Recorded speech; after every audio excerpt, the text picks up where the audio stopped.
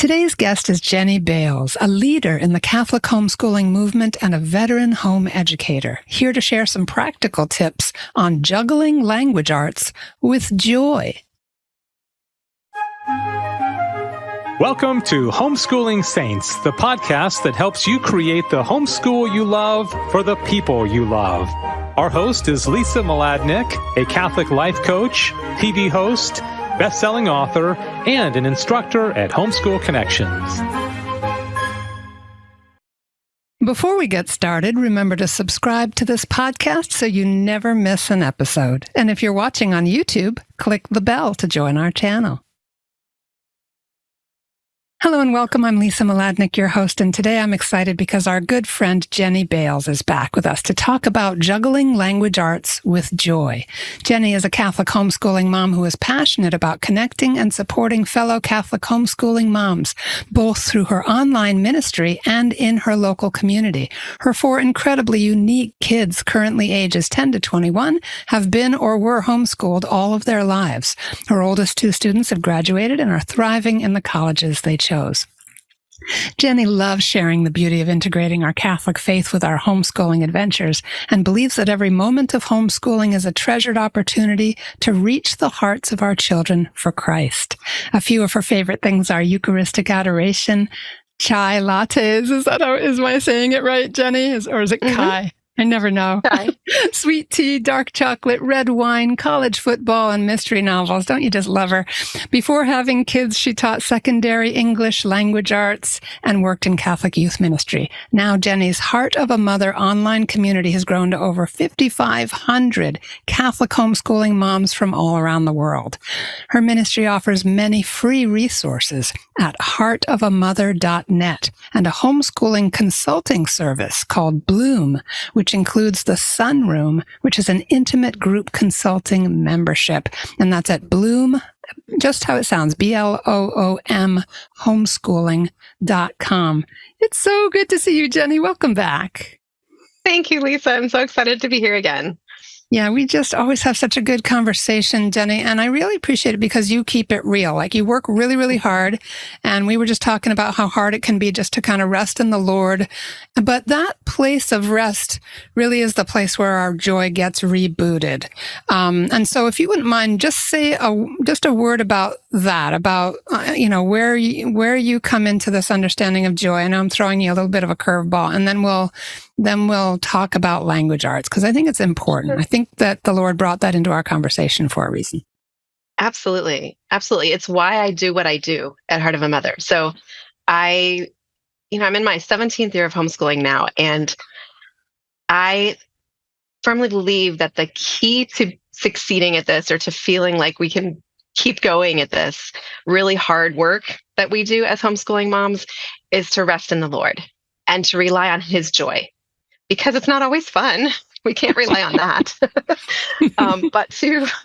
But to remember that the whole reason we're doing this is because God gave us these children to teach, these children to raise, and that our hearts, when they're centered in Christ, when they're centered in His love, will know better. We'll be able to make all the decisions we have to make, sort through all the needs of our children, manage all the chaos with grace, with His grace, because it's the only way. Otherwise we can't do it. Yeah. Amen. Thank you so much. It's like tapping in. We're grafted onto this vine, right? He's the vine, we're the branches. Where does that joy come from? It comes from the vine. We got to pause. We got to graft on and try to stay there. So we're talking about language arts today, and you have a particular enthusiasm for language arts. Obviously, you have a lot of professional experience in this area, so you've got talents and natural, kind of enthusiasm and understanding of it. Say a little bit about what is that place of excitement, enthusiasm for you? So everybody has, as you mentioned, strengths and gifts which come out, and we can find a lot of joy in those things, but they usually do have a root, right? They have to be nurtured, they have to be inspired. I think that I have to credit my love of language arts first with my mom, because she was an early childhood education. And while she didn't teach me specifically, at home we were surrounded by books, and she knew that that was crucial for child development in the early years. We had a drawer full of blank books that she had just taken pieces of paper and used her sewing machine to bind them together and make a little book. And we were encouraged to write stories, to read stories, when we were young children. So I think that she passed that on to me, that enthusiasm, because she knew how language is vital to child development, is vital to future success. And that, she probably didn't know all the research that long-term academic success is rooted in that core. But as I grew older and I, of course, fell in love with reading and Nancy Drew and all those wonderful books and wrote my own things, I just really felt like English was my thing, which is why I majored in college. I didn't realize it at the time because I never thought I'd be homeschooling my kids. But one of my classes was a reading instruction class. I can't remember what it was called, but our major project, we got to choose from a whole variety of things. And one of the project options was to do a literacy history of ourselves and to talk to our families and research, how did we learn to read and write? What did that look like? And my family being who they are, my dad had shirt boxes for every grade level of my school years, full of my papers and that's so sweet. Accomplishments. It was wonderful. So I got permission from the professor. Instead of writing a paper, I made a scrapbook of my own literacy journey from birth until college. And I still have it because it's just such a neat treasure that I made. But that in-depth study really was a turning point for me as far as the love of teaching literacy, of teaching language arts. And so then I became a homeschool mom, surprisingly, after teaching in the public schools. And I just really started to understand through that language arts unlocks the rest of learning. They're the keys. The reading and writing are the keys that help us to, explore new worlds, learn new things, help students to find their voice and speak through writing. And so I found that when students have those core skills and positive experiences, I'm going to focus on that's where the joy comes in. If they have the core skills, but it's all very negative, it's not going to be as fruitful. But if they have positive experiences with language and core skills, then they can do anything. They can, whenever God reveals to them what path their life should take, they can follow that path, because science and history and math and, everything is done through language. So I'm really, as you can tell, passionate in particular about language arts. In our homeschooling, we've focused as much as possible on literature-based learning and doing kind of a writer's workshop. It hasn't worked well for each of my kids, so I tweak that when needed, because every kid is so totally different. Yes. But my daughter, unbeknownst to me, declared a major in English before I realized that's what she was doing in college. So she must have done well with that. My son even tells me that he can write way better than his other STEM peers. And I don't take credit for that necessarily, except for the fact that I know my focus in teaching them was always the love of it, was the love of books, the love of writing, the love of all of those components that go together to help us communicate and learn about the world. Wow. It's a lot. No, I love it, because when I hear somebody really in that kind of a flow, the passion for something, you hear so much. I mean, I keep reflecting on those boxes that your dad kept, but also the gesture of confident hope that was kind of expressed in your mother, kind of pre-binding those blank books and just expecting her children to have wonderful things to fill them up with. And here's your enthusiasm, right? So every mother's going to be different. The moms listening don't have to go and bind books and lay them around, right? God's going to inspire you in your own way. So in that place of joy, we understand we can all look back on what ignited our enthusiasm for whatever it is that we're enthusiastic for. But you touched on something so important, which is that we pass along just about everything through language. Obviously, there's touch and there's facial expressions and all of that. But when it comes right down to it, especially increasingly as there's so much isolation and separation in the world, language becomes incredibly important. But what are some of the different kind of subcategories that we're talking about with English language arts? Right. So when we look at it academically, right? Whether we're homeschooling or otherwise, there's a whole bunch that goes into English language arts. It's this big package. Most educators will divide it into 4 categories: speaking, listening, reading, and writing.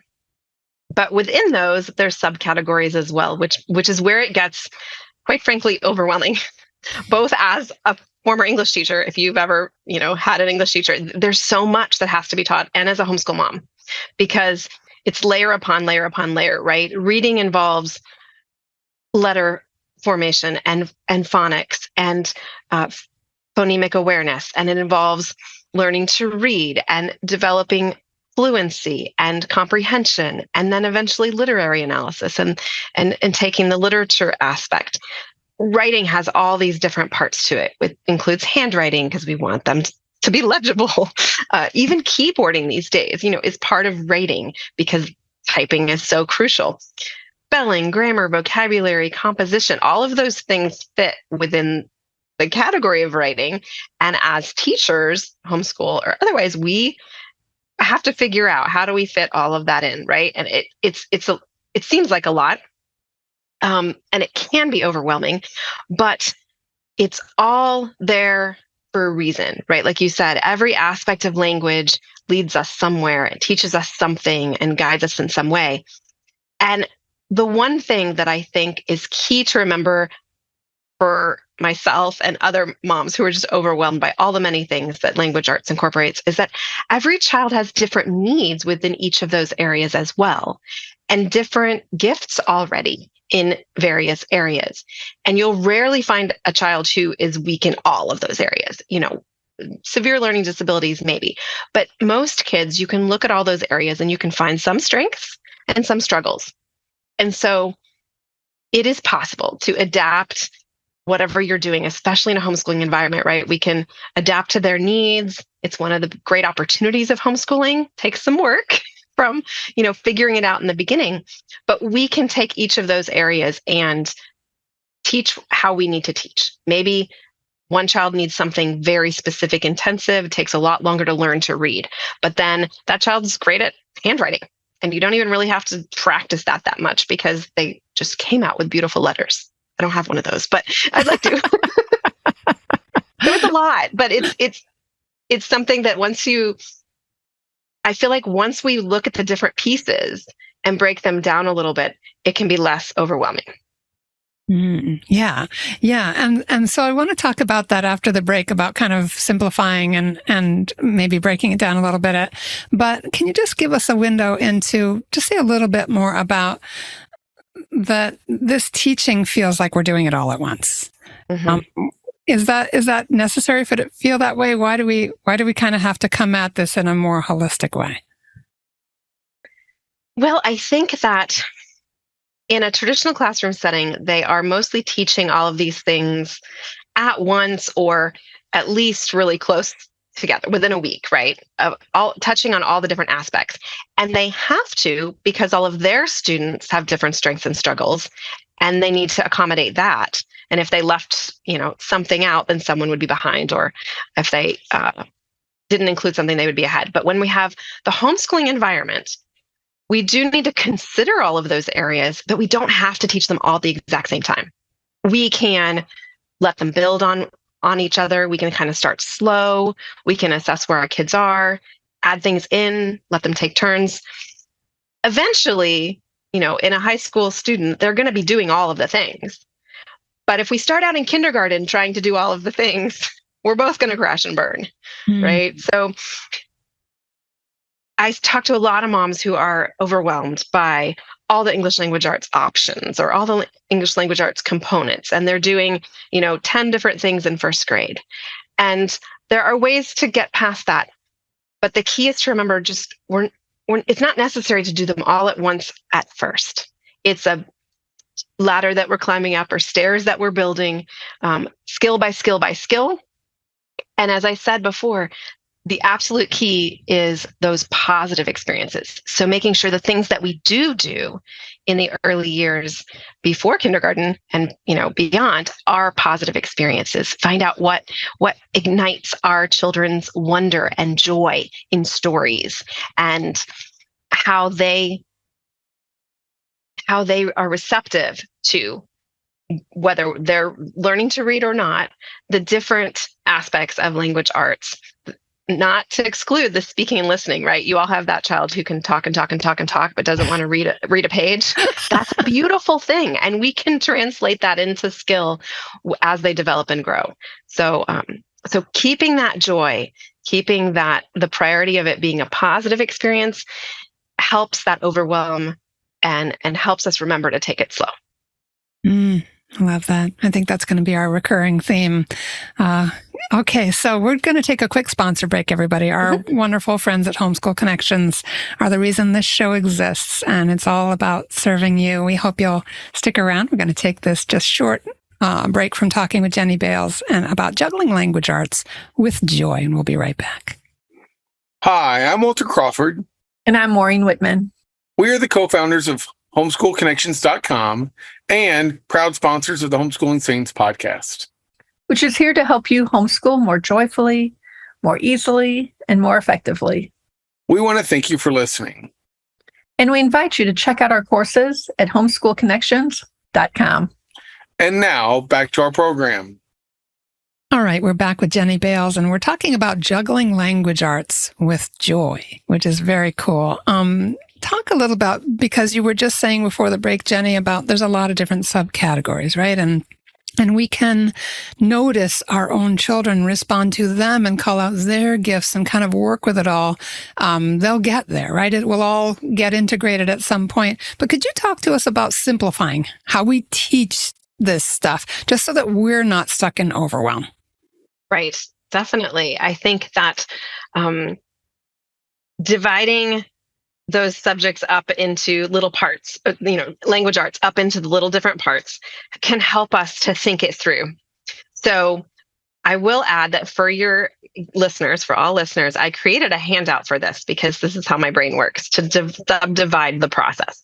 So if you go to heartofamother.net/language arts, all one word, language arts, there's a handout called Simplifying Language Arts. And I took the 4 categories of language arts: speaking, listening, reading, and writing, and kind of created a flow from birth to high school as what skills, what elements that would come into play, not what curriculum to use or not where to plug and play, because every kid is going to need something different, but just so you can see visually what it is we're trying to accomplish. And I did also split writing into content and mechanics, because I think they're 2 different things. And I'll explain that in a second.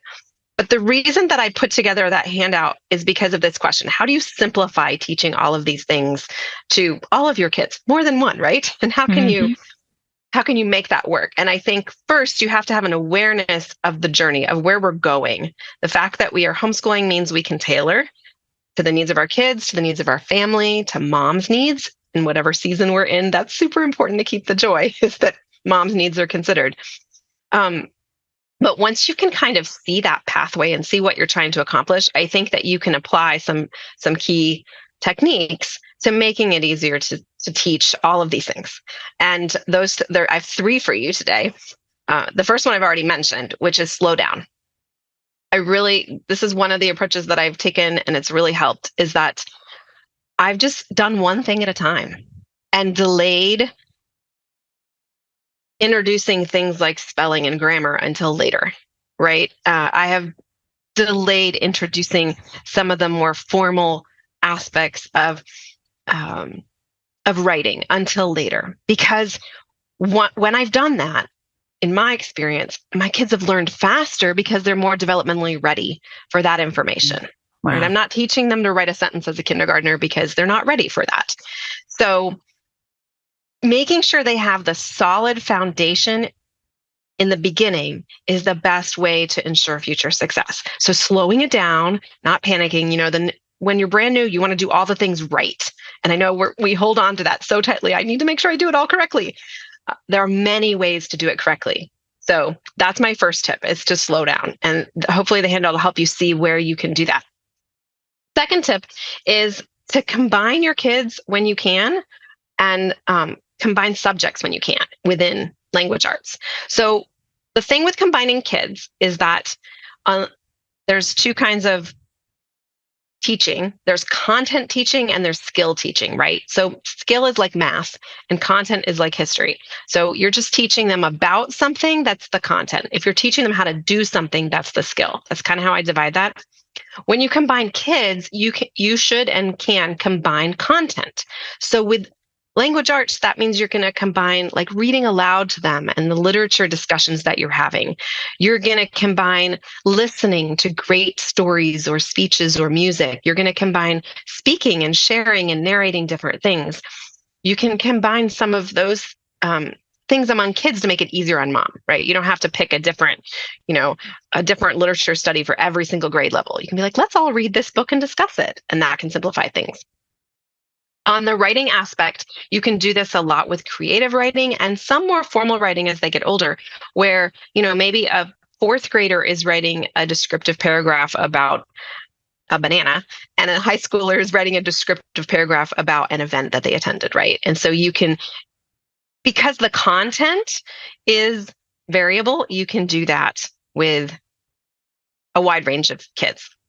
If you're trying to combine skill-based things like phonics and learning to read or grammar and spelling, you need to make sure your kids are really close in skill ability, which usually means age or developmental age, to do that. So it's possible if you have kids that are really close in age, you could do that. But if they're not close in age and ability, then that's not the place to combine, if that makes sense. But you can still combine things like reading comprehension and speaking with narration. So read that, come tell me about it. They're speaking and they're telling you the comprehension. You can combine grammar, spelling, and handwriting with copywork and have kids copy things out. There's lots of great options like that, tools for that, where you can kind of combine a few things together. And I highly suggest that. So that's number 2, is combine where you can. And then number 3 is take turns. This is a little different than slow down, but it's okay to do one thing at a time. So for example, when my kids are in that, 3rd, 4th, 5th grade range, and I'm introducing things like spelling and grammar, I don't do them both at the same time. I'll do maybe spelling in the fall and grammar in the spring, or we'll do a month of spelling and a month of grammar to trade it off. They don't have to do it both in the same day or both in the same week. You can trade off and slow that down. And that can release the burden a little bit on everybody, to where you can still keep the joy of learning all these new things and applying these new skills to your reading and writing. But taking turns doing one thing at a time can relieve that pressure, right? Relieve that overwhelm and keep it joyful. I love that. I can't tell you how many just creative thoughts I had while I was listening to you. Just that flexibility, taking the unnecessary fear and dread and stress and overwhelm out of it.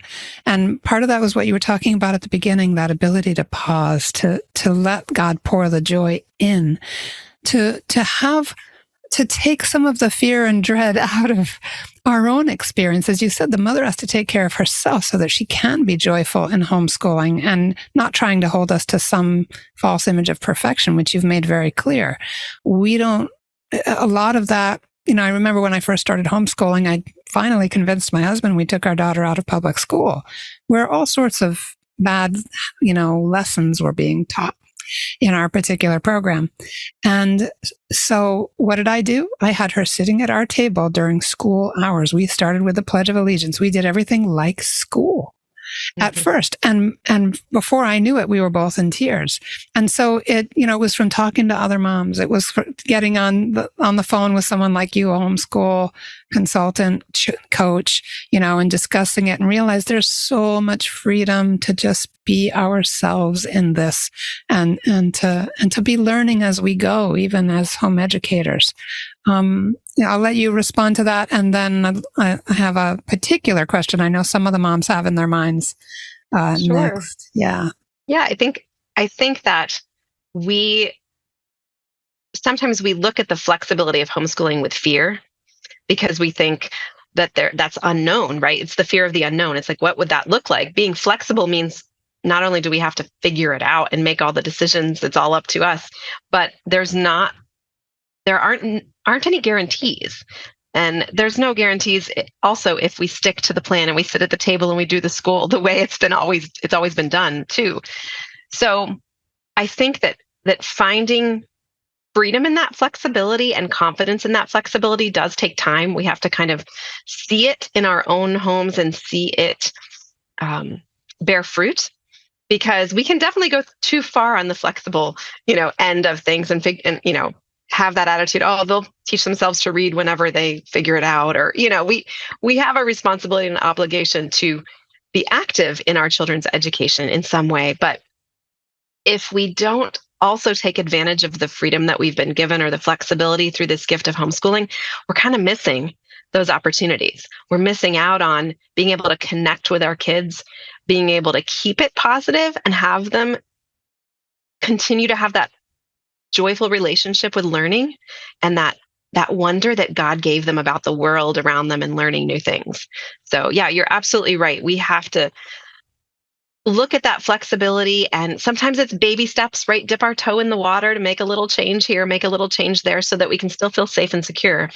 But that leap of faith of making homeschooling work for your unique family is a beautiful, beautiful thing. It's just, I see it all the time in friends and women that I coach. It's just a beautiful thing to watch take flight. Yeah. Yeah, I love what you're saying there, because there is a self-discovery that's happening. Who is our family? What's most important to us? And how that becomes sort of the background music, our values, our particular interests and gifts. And a lot of people do take their kids out of regular school experiences and homeschool because those kids have special challenges as well. And I know you see a lot of that, because there are a lot of those families in our communities, and they're beautiful families, and they're doing really unique and personal things for those children. So you say a little bit about who are those students that really are struggling to read or to write. Right. Well, I think it's really important to come at language arts when children are struggling with a very big focus on not catching up, not trying to get them back to grade level or whatever you might think, or even similar in comparison to their peers or their siblings, right? Because kids who are struggling for a reason. And usually it's because God just made their brains a little differently. And you can't just you can't change that. And so to work with their skills and abilities and to help them through that is a challenging thing, but it's also a really great thing that we can do. So as you said, many families are choosing to homeschool because of that. It's a fact that 1 in 5 people in the world have some form of dyslexia, struggle reading, and we all don't even know it, right? Because we compensate and we mask it and we figure it out. But the key thing with kids who are struggling is don't wait to make a change. That's always my advice. So as you mentioned, specifically parents pulling their kids and bringing them home, that's a beautiful thing, right? It may not be the right thing for everybody, but if that's the change you've made, embrace it, run with it. If you're homeschooling and you start to notice that your kids are struggling with language arts, reading or writing, listen to that gut feeling of so many moms who are just like, wow, I feel like there's something not right here. And then they trudge on and they pursue this because this is the best reading curriculum out there. When their gut tells them that there's something not right here, this kid can't figure this out, trust that instinct. That's your mom instinct. And make a change. Seek out help, find more dyslexic friendly material. Even if your kid isn't actually, you're thinking dyslexic or something like that, those materials that are designed for dyslexic kids can help any kid who's struggling a little bit because they just have a different way of approaching things. Yeah. Those who struggle with writing too might need additional help. Although respecting a child's natural development means that most kids and their fine motor skills aren't really well developed until 3rd or 4th grade. So, give them time. But if you really notice, stuff going on, then do some research and figure out what could help them in this area. I will add that all the different elements of language arts, all the different subject areas, and the strengths and weaknesses of different kids are why an all-in-one language arts curriculum rarely works. And lots of moms come to me with this struggle. I did this program or I did that program, and it's all in one. And they say, it's great. And my kid can't do XYZ because English language arts is part content, part skill. It's reading, it's writing, it's speaking, it's listening. And so kids are going to advance at different paces in each of those areas. And so if you're doing kind of the all-in-one, cover it all at third grade, your kid's not going to be at a third grade level in all of those areas. That's natural. And you're seeing what a classroom teacher has to overlook because they have 30 kids in a room. But if you see that as a mom and you want to accommodate that, then adjust, right? Homeschooling, as we said, is this opportunity to customize the learning and the curriculum and meet students where they are. So trust your gut if you feel like they're struggling.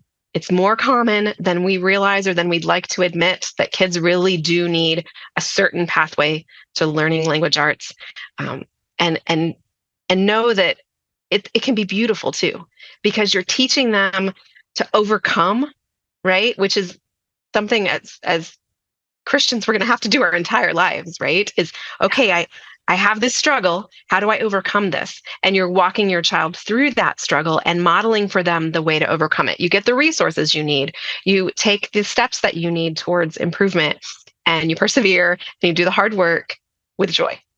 I love that. And at its core, too, the mom who is really noticing and seeing her child in an appreciative way and not an afraid way or a judging way, but kind of going, I'm curious. There looks like there's a struggle there. What we're honoring is the uniqueness and the unrepeatableness, right, of our children's souls, of their purposes in life. And so we're not trying to create a judgy, pass-fail environment. We're curious and we're learning together and we're creating that foundation of joyful exploration and learning. And as you said, overcoming of obstacles. It becomes, again, a together thing. We're on the same side thing. Can you tell us a little bit too about, I know a lot of people end up putting their children in school around high school because a lot of things can get really challenging, but probably just as many families are homeschooling in high school. I know loads of families who did all the way through. We did till our daughter went to college. Could you say a little bit about the special maybe challenges or whatever insights would be most helpful to those who are approaching high school or in the thick of it? Right. I think that in many ways, homeschooling high school is easier and can be easier than the rest of it. Wow. Because there's so many resources out there today for educating our kids. We have so many options, right? And many options in elementary and middle school too.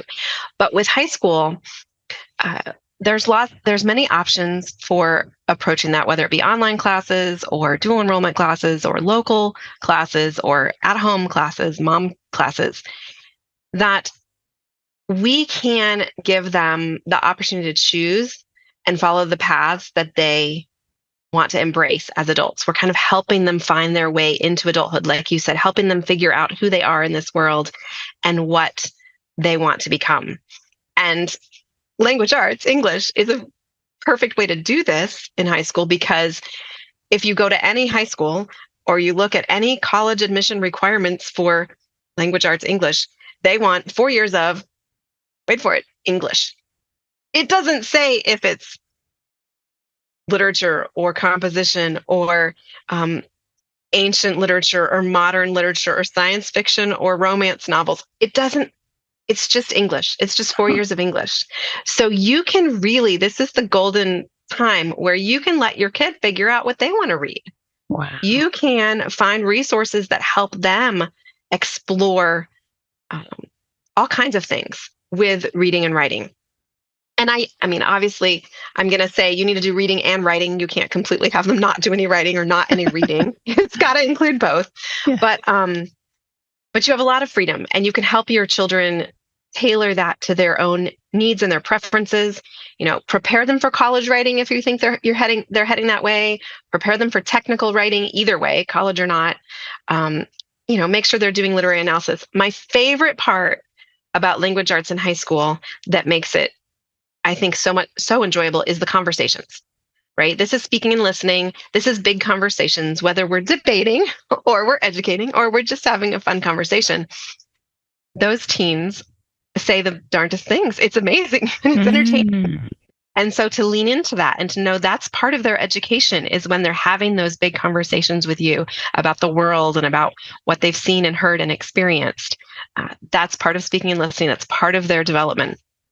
And so, in the language arts sphere, that's my example of why it's kind of easier in some ways to homeschool high school, because if you've been doing it for a while and you've been, or not, but if you have been homeschooling for a while and you're feeling like high school is this big, daunting, scary thing. I just remember my daughter's words when we were getting her ready for high school. She's my oldest. And I thought that because I had done this eclectic style of homeschooling all the way through K through 8, she was like in 7th grade when we were having this conversation. But I thought, we're going to high school now. This is serious stuff. Wasn't serious before, apparently, but I was very intimidated. And I said, we need to pick a set curriculum that you're going to follow that's going to really prepare you for college. And we looked at all the options and I showed her all the options that I had already, kind of narrowed down and said, what do you think would be best? And her words, she said to me, well, Mom, what have we been doing all along? I'm like, well, we call it eclectic. I just pulled together curriculum. And she's like, was that not good enough? Do I not know what I need to know? Was that not okay? I was like, no, you're great. You're advanced for, where you are in some areas. I'm really proud of where you are learning, and you're definitely on grade level in many areas. And, you have your struggles, but you're fine. And she's like, then why can't we keep doing what we've been doing? And I was like, oh, well. And I always come back to that. Why can't we keep doing what we've been doing if it's been working? Right, I think was what she said after. Like, if it's working, then why are we going to stop doing that? Why do we have to make high school something completely different? And so we didn't. Wonderful. We made high school just like the rest of our learning journey together, and it turned out beautifully, I think.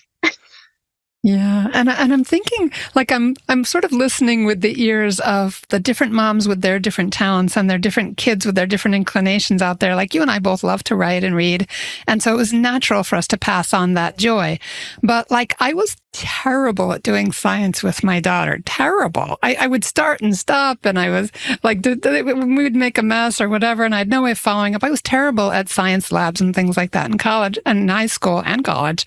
And so it was just always a flop. And my daughter ended up dual enrolling, but she had really good language. She had a good affinity for math, but she was able to learn. Like, she still emerged into her dual enrollment with her love of learning intact. And she ended up at the community college doing chemistry and getting straight A's and tutoring some of the kind of disadvantaged adults that were in her class at the community college, tutoring them so to help them pass. And she was just a learner, right? So she got lousy science education at home, a few like co-op-y labs that were good and all that. It kept her interest going, and she always has kind of liked it. But I just want to just say to everyone listening, the joy. We're here about the joy. Yes, Jenny has this great handout, Simplifying Language Arts at heartofamother.net. It's in the show notes /language arts. Want to make sure you take that away and come back for that. But the point just being that being in that place of noticing your child and the uniqueness of your child and doing what you can and having a plan that's also a living plan. I love that that's so much a part of what you've been saying, Jenny. Where would you like to leave us as we're wrapping up today? I think I want to speak to those mamas who don't love language arts, like you just implied. Maybe you love science. I don't. Like Lisa said, we're not the science people over here. I do have a son, however, who is, at least one. But if you don't love language arts and you love science, then read and write about science. If you love history or you love math, read and write about math.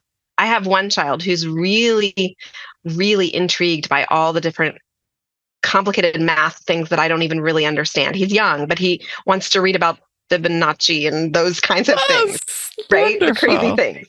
So cool. Embrace what you love and pass that along, and let language arts be a part of that, because that's where, as Lisa said, the love of learning will serve your children really, really well, and you'll prepare them to learn whatever it is they need for wherever God leads them. Amen. Hear that and let that settle into your hearts, friends. So important. And we all discover it all along the way. We may not have been super affirmed growing up in our own learning, in our own gifts. And so we have to ask for healing in those places and give ourselves grace. But do turn to other moms. Turn to Jenny's wonderful heartofamother.net. Her community is so supportive, and her consulting, bloomhomeschooling.com. But just be aware we're all on the journey together, and it all matters. And as God said to me this morning in my prayer, you exist because I love you. And so he has a beautiful plan for you and your children. And Jenny, I just can't thank you enough. Always go to such beautiful places when we talk together. We do. Thank you for having me back, Lisa. Oh, it's a joy. All right, everyone. Thank you for being with us. God bless you. We are praying for you. Please pray for us too, and have a sweet day in the Lord. Bye now. And that's our show for today. Our program is sponsored by homeschoolconnections.com. Be sure to subscribe to Homeschooling Saints and leave us an honest review. God bless you, and thank you for joining us.